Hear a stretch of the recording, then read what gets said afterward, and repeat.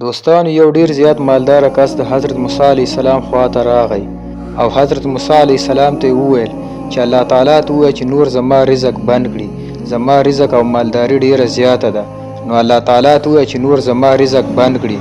نو یو بل کس د حضرت موسی علیه السلام خواته راغی چې ډیر زیات غریب و او یوه کپړه ورسره چې په هغه خپل بدن پټ کړی و، نور یې هیڅ نه لرل.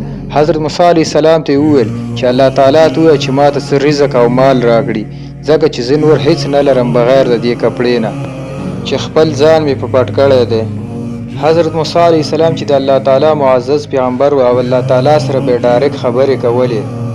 حضرت موسی علیه السلام الله تعالی ته مخاطب شو او الله تعالی ته وفرمایل چې یو ډیر زیات مالدار کس دی، هغه وایي چې الله تعالی ته ووایه چې نور زما رزق بند کړي، زه نور رزق نه غواړم.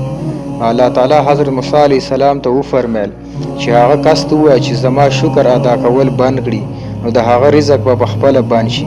بیا موسی علیه السلام الله تعالی ته وفرمایل چې یو بل کس چې ډیر زیات غریب دی او صرف یوه کپړه چې په هغه خپل تن پټ کړی دی، نور هیڅ هم نه لري، هغه وایي چې الله تعالی ته ووایه چې ما ته څه رزق او مال راکړي. نو الله تعالی موسی علیه السلام ته وفرمایل چې هغه کس ته ووایه چې زما شکر ادا کول شروع کړي، نو د هغه رزق به پخپله زیات شي. حضرت موسی علیه السلام مالداره کس ته وویل چې الله تعالی وایي چې دای دې زما شکر ادا کول بند کړي، نو د ده رزق به پخپله بند شي. نو هغه کس موسی علیه السلام ته وویل چې زه څنګه د هغه رب شکر ادا کول بند کړم د چا چې په ما باندې بې شمېره احسانونه دي او زما د بدن یو ویښته د هغه د احسان لاندې ده.